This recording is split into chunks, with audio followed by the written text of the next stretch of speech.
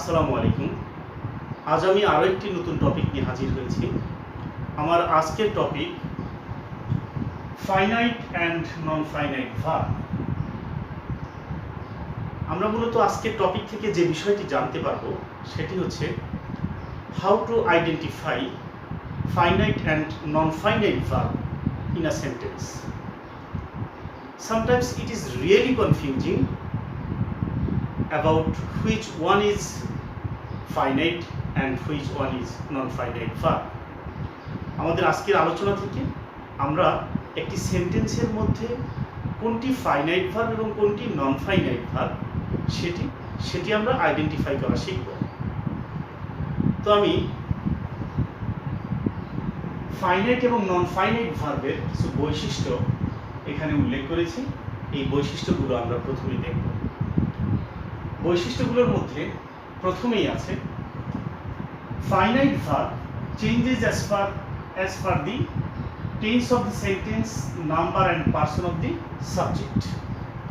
যেটি বলা আছে finite verb will change according to its tense and number and person of the subject। অর্থাৎ finite ভার্বটি কিন্তু মূলত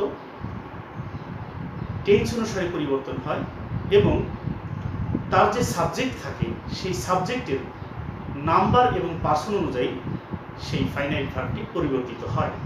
অন্যদিকে নন ফাইনাইট ভার্ব কিন্তু কখনোই টেন্স অনুসারে পরিবর্তন হয় না এবং সাবজেক্টের পার্সন এবং নাম্বারের সাথে তার কোনো সম্পর্ক নেই। নন ফাইনাইট ভার্বটা সকল অবস্থায় অপরিবর্তিত অবস্থায় থাকে, সেটি টেন্সের সাথে অথবা সাবজেক্টের নাম্বার এবং পার্সনের সাথে সেটি কখনোই পরিবর্তন হয় না। 2 নম্বরে আমরা দেখছি finite verb functions as a verb. অর্থাৎ ফাইনাইট ভার্বটি কিন্তু ভার্ব হিসাবে ফাংশন করে। অন্যদিকে নন ফাইনাইট ভার্বে আমরা দেখব নন ফাইনাইট ভার্বটি নাউন, অ্যাডজেক্টিভ এবং অ্যাডভার্ব হিসাবে সেন্টেন্সে ফাংশন করে। অর্থাৎ নন ফাইনাইট ভার্বটি মূলত অন্য একটি পার্টস অফ স্পিচ হিসাবে সেন্টেন্সে ফাংশন করে, সেটি হচ্ছে নাউন, অ্যাডজেক্টিভ অথবা অ্যাডভার্ব। তো সেটি আমি এখানে লিখে রেখেছি যে 1 নম্বরে যেটা আমরা লিখেছিলাম যে ফাইনাইট ভার্বটি তার টেন্স অনুসারে এবং সাবজেক্টের নাম্বার পার্সন অনুসারে পরিবর্তন হয়, কিন্তু non finite verb doesn't. Non finite verb সে অনুসারে পরিবর্তিত হয় না। 2 নম্বরে লিখেছি non finite verb functions as noun, adjective and adverb. আমি এইমাত্রই কথাটা বললাম যে নন ফাইনাইট ভার্বটা সেন্টেন্সের ভার্ব হিসেবে ফাংশন করে না, এটি নাউন, অ্যাডজেক্টিভ অথবা অ্যাডভার্ব হিসাবে ফাংশন করে। তাহলে আমরা এখন আলোচনা থেকে দেখব, বিভিন্ন এক্সাম্পল থেকে দেখব কিভাবে সেন্টেন্সে সেটি নাউন, অ্যাডজেক্টিভ অথবা অ্যাডভার্ব হিসাবে ফাংশন করে। আমরা এখানে কয়েকটি এক্সাম্পল উল্লেখ করেছি। প্রথম উদাহরণটি আমরা দেখি, I encourage him to study English. এখানে লক্ষ্য করছি এনকারেজ শব্দটি একটি ভার্ব, অন্যদিকে স্টাডি শব্দটি একটি ভার্ব। তো স্টাডি শব্দের পূর্বে কিন্তু একটি টু ব্যবহৃত হয়েছে। আমরা যদি পূর্বের ক্লাসের আলোচনায় চলে যাই, আমরা ইনফিনিটিভের একটি ক্লাস করেছিলাম, সেখানে কিন্তু বলা হয়েছে যে টু সহ ভার্বের যে বেস ফর্ম, অর্থাৎ ভার্বের বেস ফর্মের পূর্বে যখন টু ব্যবহৃত হবে সেটি হচ্ছে মূলত ইনফিনিটিভ, এবং ইনফিনিটিভের কাজ হচ্ছে সেন্টেন্সের মধ্যে নাউন, অ্যাডজেক্টিভ অথবা অ্যাডভার্ব হিসাবে ফাংশন করা। তো তাহলে এখানে স্টাডি ভার্বের পূর্বে টু লক্ষ্য করছি এবং এনকারেজ ভার্বটি তার পূর্বে অন্য কোনো প্রিপোজিশন নেই। আমরা 2 নম্বর এক্সাম্পলটাতে দেখব, he encourages me to study English. তো 1 নম্বর সেন্টেন্সের সাথে 2 নম্বর সেন্টেন্সের পার্থক্য কি কোন জায়গায়?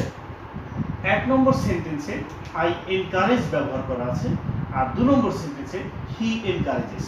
অর্থাৎ সাবজেক্টটি যখন ছিল আই তখন ভার্বটি ছিল এনকারেজ, এবং সাবজেক্ট যখন হি তখন ভার্বের সাথে এস যুক্ত হয়েছে, এস যুক্ত হয়ে এনকারেজেস হয়েছে।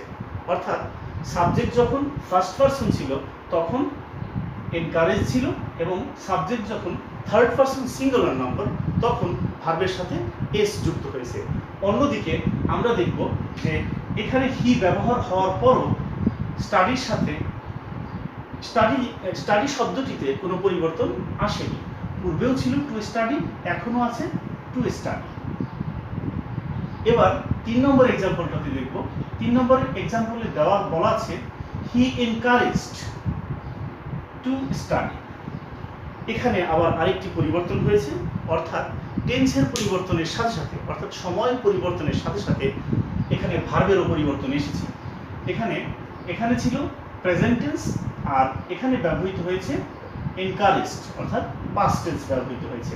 যখন প্রেজেন্ট টেন্স হতে পাস্ট টেন্স হয়েছে তখন কিন্তু ভার্বটিও এনকারেজ থেকে এনকারেজড হয়ে গেছে। পক্ষান্তরে প্রেজেন্ট টেন্স থেকে পাস্ট টেন্স হওয়ার ফলে কিন্তু টু স্টাডির কোনো পরিবর্তন হয়নি, অর্থাৎ সাবজেক্ট পরিবর্তনের ফলেও টু স্টাডির কোনো পরিবর্তন হয়নি। অন্যদিকে টেন্সের পরিবর্তনের ফলেও টু স্টাডির কোনো পরিবর্তন হয়নি। আমরা তৃতীয় সেন্টেন্সে দেখছি হি উইল এনকারেজ, অর্থাৎ এখানে একটি ভার্ব ফ্রেজ ব্যবহৃত হয়েছে উইল এনকারেজ। এই উইল এনকারেজ দিয়ে ভবিষ্যৎকালকে বোঝানো হয়েছে, অর্থাৎ এখানেও টেন্সের পরিবর্তন হয়ে গেছে। দেখি আমরা টু স্টাডিতে কোনো পরিবর্তন হয়েছে কিনা। আমরা লক্ষ্য করছি টু স্টাডিতে কোনো পরিবর্তন হয়নি, অর্থাৎ যখন প্রেজেন্ট টেন্স ছিল তখনও এটি ছিল টু স্টাডি, যখন পাস্ট টেন্স ছিল তখনও ছিল এটি টু স্টাডি, এবং যখন ফিউচার টেন্স ছিল তখনও ছিল এটি টু স্টাডি। অন্যদিকে যখন প্রেজেন্ট টেন্স ছিল তখন ফার্স্ট পারসনের ক্ষেত্রে এটি ছিল এনকারেজ, থার্ড পারসন সিঙ্গুলার নাম্বারের ক্ষেত্রে এটি ছিল এনকারেজেস, এবং পাস্ট টেন্সের ক্ষেত্রে এটি ছিল এনকারেজড, এবং ফিউচার টেন্সের ক্ষেত্রে এটি হয়ে গিয়েছিল উইল এনকারেজ। এখান থেকে আমরা একটা বিষয় স্পষ্ট ধারণা পেলাম যে একটি ভার্বের নিয়মিত পরিবর্তন হচ্ছে তার টেন্সের সাথে এবং সাবজেক্টের নাম্বার ও পার্সনের সাথে, কিন্তু অপর ভার্বটির কোনো পরিবর্তন আসছে না। যে ভার্বটির পরিবর্তন আসছে না সেটি হচ্ছে মূলত নন ফাইনাইট ভার্ব। যে ভার্বটির পরিবর্তন আসছে সেই ভার্বটিকে আমরা বলবো ফাইনাইট ভার্ব। এখান থেকে আমরা জানলাম finite verb will be changed according to its tense or person number of the subject. On the other hand, there is no change in non-finite verb. এটিকে আমরা বলবো নন ফাইনাইট ভার্ব। তাহলে আমরা এখন এই বিষয়টি নিশ্চয়ই পরিষ্কার যে ভার্বটি তার টেন্সের পরিবর্তনের সাথে তার নিজের রূপের পরিবর্তন ঘটাবে এবং সাবজেক্টের পার্সন ও নাম্বার পরিবর্তনের সাথে সাথে তার রূপের পরিবর্তন ঘটাবে, সে ভার্বটি হবে মূলত ফাইনাইট ভার্ব। অন্যদিকে টেন্সের পরিবর্তনের সাথে যে ভার্বটি তার রূপের পরিবর্তন ঘটাবে না এবং সাবজেক্টের নাম্বার ও পার্সনের পরিবর্তনের সাথে সাথে যে ভার্বটি তার রূপের পরিবর্তন ঘটাবে না সে ভার্বটি হবে নন ফাইনাইট ভার্ব। নন ফাইনাইট ভার্ব আবার 3 প্রকার: ইনফিনিটিভ, পার্টিসিপল।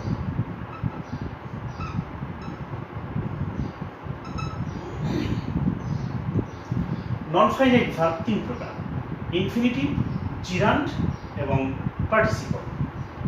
আমরা দেখব সেন্টেন্সে ইনফিনিটিভ কিভাবে কোন পার্টস অফ স্পিচ হিসাবে ব্যবহৃত হয় এবং জিরান্ড ও পার্টিসিপল এগুলো সেন্টেন্সে কোন পার্টস অফ স্পিচ হিসাবে অ্যাক্ট করে। ইনফিনিটিভের উদাহরণটি আমি এখান থেকেই দিতে পারি। He encourage me to study English. এই টু স্টাডি এটি হচ্ছে মূলত ইনফিনিটিভ, অর্থাৎ ভার্বের বেস ফর্মের পূর্বে টু ব্যবহৃত হলে টু সহ ওই ভার্বের বেস ফর্মটিকে বলা হবে ইনফিনিটিভ, এবং এটা যেখানেই থাকুক না কেন টু সহ ভার্বের বেস ফর্ম যেখানেই থাকুক সেখানেই আমরা বলবো এটি নন ফাইনাইট ভার্ব। অর্থাৎ এবার আসি আমরা জিরান্ড। জিরান্ড কাকে বলে? Gerund is that form of verb ends in ing and function in a sentence as a noun. Gerund হচ্ছে সেই ধরনের একটি ভার্ব যার সাথে সাথে আইএনজি যুক্ত হয়ে সেন্টেন্সে সেটি নাউনের কাজ করবে।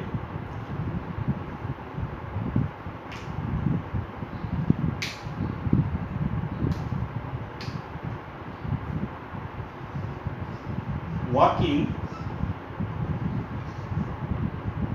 is a good exercise.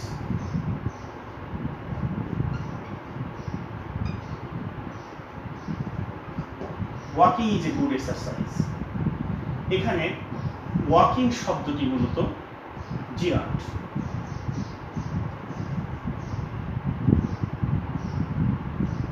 Walk ভার্বের সাথে আইএনজি যুক্ত হয়ে ওয়াকিং হয়েছে এবং সেটি ভার্বের সাবজেক্ট হিসাবে ব্যবহৃত হয়েছে। ভার্বের সাবজেক্ট হিসাবে কোনো একক শব্দ ব্যবহৃত হলে সেটি হয় নাউন। তাহলে এই ওয়াকিং শব্দটি সেন্টেন্সে মূলত নাউনের কাজ করেছে। যেহেতু ওয়াক ভার্বের সাথে আইএনজি যুক্ত হয়ে সেটি নাউনের কাজ করেছে, সুতরাং এটি হবে নন ফাইনাইট ভার্ব। হি enjoyed swimming. এখানে সুইম ভার্বের সাথে আইএনজি যুক্ত হয়ে সুইমিং হয়েছে, অর্থাৎ সুইমিং শব্দটি ভার্বের অবজেক্ট হিসেবে ব্যবহৃত হয়েছে এবং ভার্বের সাথে আইএনজি যুক্ত হয়ে যখন সেটি ভার্বের অবজেক্ট হিসেবে ব্যবহৃত হয়েছে তখন কিন্তু সেটি জিরান্ট এবং নাউনের কাজ করেছে। জিরান্ট এবং এটি সেন্টেন্সে ফাংশন করেছে নাউন হিসাবে এবং এটি হবে একটি নন ফাইনাইট ভার্ব।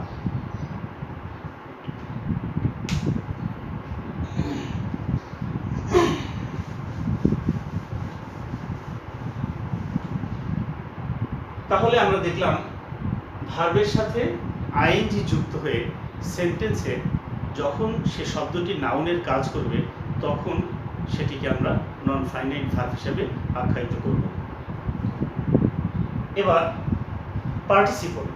পার্টিসিপল মূলত আবার তিন প্রকার: প্রেজেন্ট পার্টিসিপল, পাস্ট পার্টিসিপল এবং পারফেক্ট পার্টিসিপল। আমরা ইতিপূর্বে প্রেজেন্ট পার্টিসিপল নিয়ে পূর্বের ক্লাসে আমরা আলোচনা করেছি, তারপরও আমি এখন দেখিয়ে দিচ্ছি। প্রেজেন্ট পার্টিসিপল যখন ভার্বের সাথে আইএনজি যুক্ত হয়ে উক্ত ভার্বটি সেন্টেন্সে অ্যাডজেক্টিভ অথবা অ্যাডভার্বের কাজ করে সেটি হচ্ছে মূলত প্রেজেন্ট পার্টিসিপল। ফ্লাই ভার্বটির সাথে আইএনজি যুক্ত হয়েছে এবং ফ্লাইং হয়েছে। এই ফ্লাইং শব্দটি সেন্টেন্সে মূলত কোন পার্টস অফ স্পিচের কাজ করেছে? I saw A flying bird, উড়ন্ত পাখি, অর্থাৎ এই ফ্লাইং শব্দটা বার্ডকে মডিফাই করেছে। যখন কোনো শব্দ কোনো নাউনকে মডিফাই করে সেটি হচ্ছে অ্যাডজেক্টিভ। তাহলে আমরা বুঝতে পারলাম যে এই ফ্লাইং শব্দটি হচ্ছে অ্যাডজেক্টিভ, অর্থাৎ ভার্বের সাথে আইএনজি যুক্ত হয়ে সেন্টেন্সে সেটি অ্যাডজেক্টিভের কাজ করেছে। দ্যাট মিনস এটি হচ্ছে নন ফাইনাইট ভার্ব। আমরা দেখলাম প্রেজেন্ট পার্টিসিপল। এখন দেখব পাস্ট পার্টিসিপল। পাস্ট পার্টিসিপল একটি উদাহরণের সাথে আমি দেখিয়ে দিচ্ছি। running well. The car made in Japan is running well. এখানে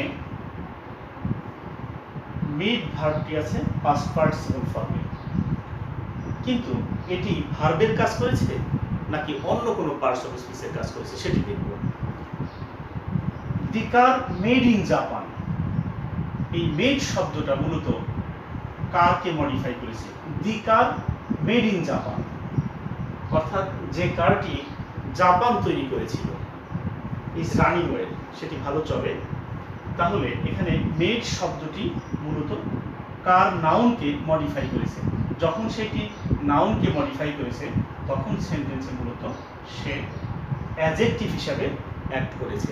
আরেকটি ভার্বের সাথে ডিইডিএনইএনটি যুক্ত হয়ে পাস্ট পার্টিসিপল ফর্মটি যখন সেন্টেন্সে ভার্ব হিসাবে কাজ না করে অ্যাডজেক্টিভ হিসাবে কাজ করবে তখন সেটিকে আমরা সেই ভার্বটিকে আমরা বলবো নন ফাইনাইট ভার্ব।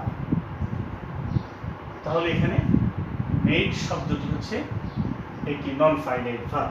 অন্যদিকে আমরা দেখলাম পাস্ট পার্টিসিপল, ইতিপূর্বে এর আগে দেখলাম আমরা প্রেজেন্ট পার্টিসিপল, এখন দেখলাম পাস্ট পার্টিসিপল। এবার দেখবো আমরা পারফেক্ট পার্টিসিপল।